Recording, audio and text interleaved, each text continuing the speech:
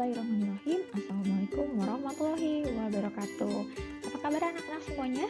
Mudah-mudahan semuanya dalam keadaan sehat, dalam keadaan semangat untuk belajar hari ini. Dan pastikan kalian sudah membaca doa belajar terlebih dahulu ya. Hari ini kita akan belajar mengenai tema 5, wirausaha, subtema 1, kerja keras berbuah keberhasilan. Nah, siapa yang mampu bekerja keras, insya Allah pun akan memberikan keberhasilan di masa mendatang. Karena itu, bekerja keras dalam belajar juga agar kita dapat mengambil atau menerima keberhasilan di masa yang akan datang. Dalam video ini merupakan materi-materi ringkasan dari pembelajaran 1 sampai 6 di subtema 1. Simak dengan baik, catat bila ada hal atau informasi yang penting agar kalian tidak lupa. Yang pertama yang akan kita bahas yaitu posisi dan peran Indonesia di bidang ekonomi dalam lingkup ASEAN. Posisi dan peran Indonesia di bidang ekonomi ini, yang pertama yang dilakukan Indonesia itu melakukan promosi-promosi dalam bidang pariwisata dan perdagangan. Kedua, menyediakan cadangan pangan. Ketiga, menyelenggarakan proyek industri. Keempat, membuat kawasan perdagangan bebas, yaitu ASEAN Free Trade Area atau kita singkat AFTA. AFTA merupakan bentuk kerjasama negara-negara ASEAN di bidang ekonomi.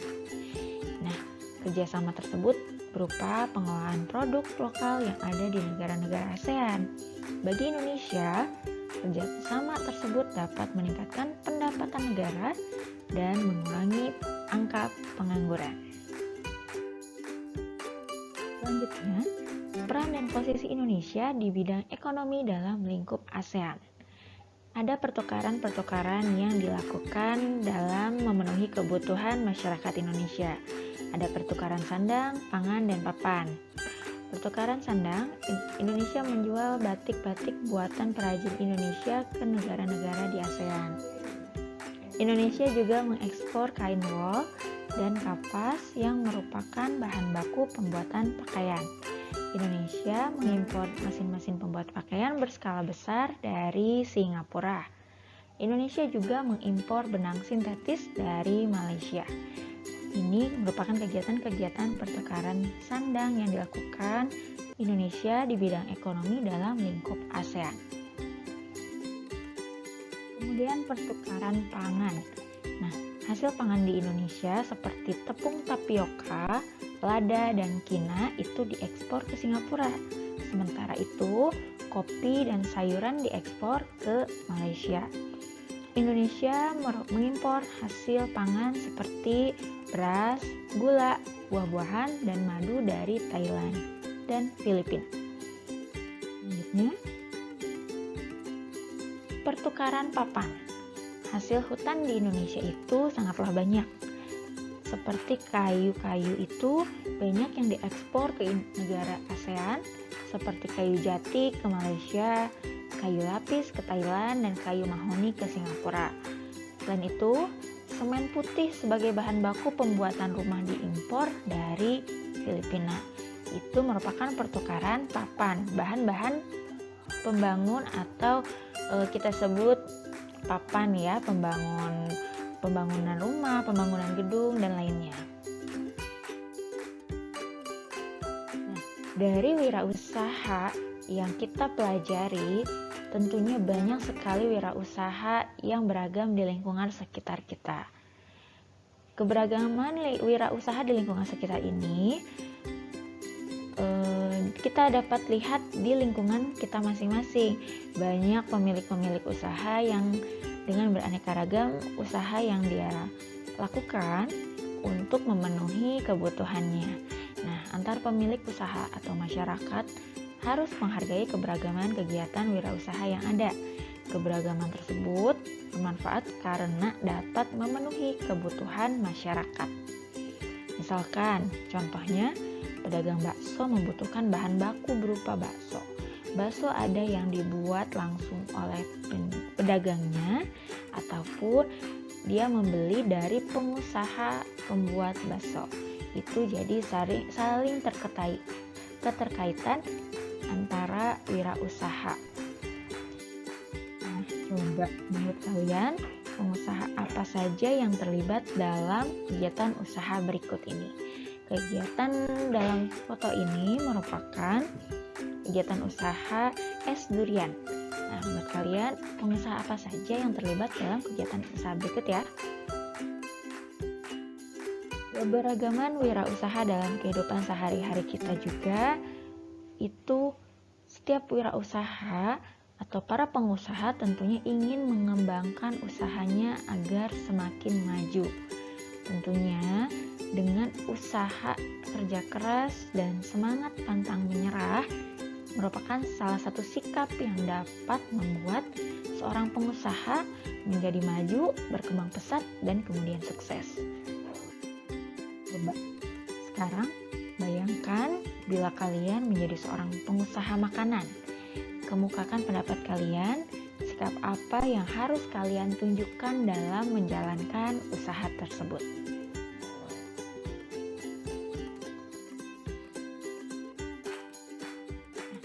Setiap orang melakukan kegiatan ekonomi untuk memenuhi kebutuhan hidupnya.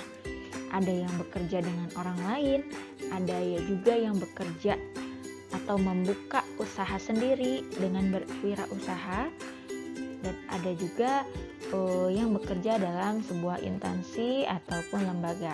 Nah, oleh karena itu, orang yang berwirausaha itu haruslah memiliki sikap-sikap dalam menjalankan usahanya. Itu tujuan utamanya itu agar usahanya tetap maju, berkembang, dan sukses hingga berhasil. Sikap-sikap yang harus dimiliki oleh pemilik wirausaha atau para pengusaha ya. Yang pertama, harus saling menghormati, menghargai antar pemilik usaha, bekerja keras untuk memajukan usahanya dengan cara yang baik, melakukan persaingan usaha secara sehat, pantang menyerah saat menghadapi hambatan, tidak sungkan untuk meminta bantuan orang lain ketika membutuhkan pertolongan, selalu mengembangkan usahanya sesuai perkembangan zaman. Dari tadi materi tentang wirausaha, selanjutnya kita akan membahas mengenai materi muatan pelajaran IPA, yaitu mengenai magnet. Benda yang dibuat dari besi atau baja yang dapat menarik benda-benda dari bahan tertentu itu kita namakan atau kita sebut dengan magnet. Magnet itu memiliki dua kutub utara dan kutub selatan. Gaya magnet terkuat berada di kedua kutub tersebut. Di kutub utara dan kutub selatan itu memiliki gaya magnet terkuat. Nah, coba amati gambar berikut ini. Simbol S pada magnet itu artinya kutub selatan atau berasal dari kata south, dan N itu artinya kutub utara yang berarti dari kata bahasa Inggris yaitu north. Berikut ini merupakan bentuk-bentuk magnet. Ada magnet tabung, magnet batang, magnet cincin, magnet jarum, magnet berbentuk huruf U, dan beberapa seperti ini. Magnet batang juga, magnet tabung ada tabung kecil dan tabung yang panjang. Berikutnya, sifat-sifat magnet. Kutub magnet yang sejenis atau senama jika didekatkan akan tolak menolak. Contohnya, ini kutub utara dengan kutub utara didekatkan itu akan nantinya tolak menolak. Nah, sedangkan kutub magnet yang berbeda jenis atau tidak senama jika didekatkan akan tarik menarik. Seperti ini. Kutub utara dengan kutub selatan. Ini akan tarik menarik ya. Kemudian, gaya tarik atau tolak magnet paling besar terletak pada kutub-kutub magnet. Magnet dapat menarik benda-benda yang terbuat dari logam seperti besi, baja, dan nikel. kalian, apa bahan yang membuat magnet dapat menarik benda tersebut? Selanjutnya, kita akan bahas mengenai materi muatan pelajaran SBDP, yaitu macam-macam reklame. Nah, reklame ini merupakan sebuah media penyampaian sebuah iklan. Nah, iklan pada media cetak adalah pemberitahuan pada banyak orang tentang barang atau jasa yang akan dijual. Contohnya, iklan itu bisa di surat kabar ataupun televisi. Nah, beberapa macam reklame ini, yang pertama itu spanduk. Nah, spanduk ini adalah salah satu cara promosi yang menggunakan kain sebagai medianya. Spanduk biasanya berisi ajakan, slogan, atau berita yang perlu diketahui oleh masyarakat umum. Pada gambar ini merupakan spanduk mengenai ajakan untuk menjaga kebersihan dan membuang sampah pada tempatnya. Selanjutnya, poster. Poster merupakan selembaran kertas yang berisi tulisan dan gambar, biasanya ini ditempel di tempat umum. Nah, pada umumnya poster ini berukuran yang cukup besar. Kenapa? Agar mudah dibaca dan dilihat oleh masyarakat umum. Nah, sebelumnya kita sudah membuat poster ya. Nah, beberapa di antara kalian itu sudah membuat poster dengan ukuran yang cukup besar dan alhamdulillah sudah cukup menarik. Brosur berbentuk selembaran kertas. Biasanya brosur ini dibagikan di tempat umum. Brosur biasanya berisi informasi yang ditujukan kepada masyarakat. Ini contohnya mengenai brosur tentang adanya kegiatan bursa buku pada toko buku Eureka. Nah, brosur ini biasanya juga brosur tempat wisata, brosur tempat-tempat pembelanjaan, adanya diskon suatu barang, seperti itu ya. Kemudian embalase. Embalase ini merupakan informasi yang biasanya terletak pada kemasan sebuah produk. Informasi-informasi tersebut memuat beberapa informasi penting, yaitu kandungan gizinya, komposisinya, terus bahan-bahan yang mungkin dapat mengindikasikan bagi konsumen-konsumen yang memiliki alergi. Nah, biasanya orang-orang yang memiliki alergi itu harus cermat dan teliti dalam memilih bahan makanan atau minuman. Nah, untuk itu ia dapat membaca informasi tersebut pada embalase di produk kemasan makanan ataupun minuman. Kemudian baliho. Baliho ini sering kalian temukan di jalan-jalan besar ya, jalan-jalan raya. Nah, baliho ini merupakan jenis reklame yang berukuran besar. Ukuran baliho biasanya lebih besar dari spanduk sehingga ditempatkan di tempat umum menggunakan tiang sebagai penyangganya. Kemudian banner. Nah, banner ini merupakan media promosi yang dicetak dan diletakkan menggunakan besi sebagai penyangganya. Kalian biasanya ditemukan juga banner ini misalkan di toko-toko buku, terus di sekolah-sekolah juga terkadang menggunakan banner sebagai media informasi yang dapat dibaca oleh masyarakat mengenai visi misi, seperti itu, mengenai informasi-informasi penting yang perlu disampaikan kepada masyarakat umum. Kemudian leaflet. Leaflet ini berbentuk lembaran yang dilipat menjadi 3 atau 4 bagian.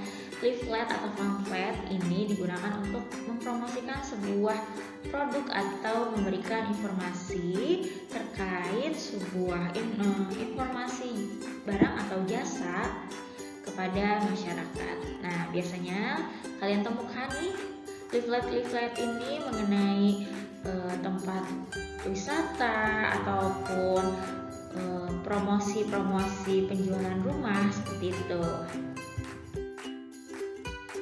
Nah, selanjutnya kita bahas kembali mengenai formulir. Formulir ini merupakan sebuah materi pada muatan pelajaran bahasa Indonesia.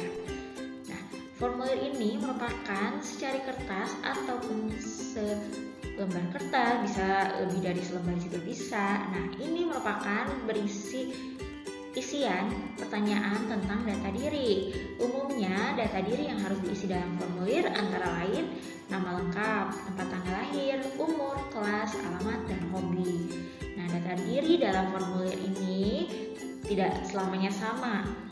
Disesuaikan juga dengan hal-hal yang diperlukan dalam pendataan suatu kegiatan. Petunjuk mengisi formulir. Formulir itu harus diisi dengan menuliskan data diri yang sebenarnya dan sesuai. Kalau kalian sudah memiliki identitas, kartu identitas atau KTP, itu harus sesuai dengan KTP. Ya, sesuai dengan KTP. Alamatnya, tempat tanggal lahir, nama. Umumnya formulir itu dilengkapi dengan petunjuk pengisian formulir. Nah, petunjuk pengisian formulir diantaranya sebaiknya harus diisi dengan pulpen tinta hitam. Lembar formulir tidak boleh robek dan tidak boleh kusut. Kemudian, formulir sebaiknya itu harus menggunakan huruf kapital diisinya. Ya, pengisiannya itu harus menggunakan huruf kapital. Mengapa? Karena mengurangi adanya kesalahan dalam membaca atau menginputkan data. Misalkan kalau menggunakan huruf biasa, kapital, biasa, dan ada huruf kecilnya, misalkan namanya anak. Nah, karena huruf A, huruf kecil A-nya itu mirip, penulisannya itu mirip dengan huruf O, bisa jadi dalam penginputan data atau pemasukan data itu bisa saja diisi jadi ano atau ono atau seperti itu. Nah, itu kan akan memunculkan permasalahan lagi. Makanya itu sebaiknya pengisian formulir itu menggunakan huruf kapital. Nah, tuliskan kota dan tanggal pada formulir dengan sesuai. Misalkan kalian tuliskan atau isi data tersebut di Jakarta, ya berarti kalian tulis Jakarta, tanggal pengisiannya tanggal berapa. Atau kalau misalkan kalian isinya di Bandung, Bandung berarti bulan November, misalkan November 2021. Kemudian jangan lupa bubuhkan atau tuliskan juga tanda tangan kalian pada bagian kanan bawah. Nah, dilengkapi juga dengan nama lengkap kalian. Dari sekarang, karena kalian sudah kelas 6, harus sudah mematenkan tanda tangan kalian yang akan digunakan kalian di ijazah, kemudian di SMP, SMA, dan kalian gunakan hingga nanti dewasa. Jadi dari sekarang coba kalian tentukan tanda tangan yang jelas bagi kalian masing-masing ya, untuk digunakan di SMP, SMA, dan nanti kalian sampai hingga dewasa.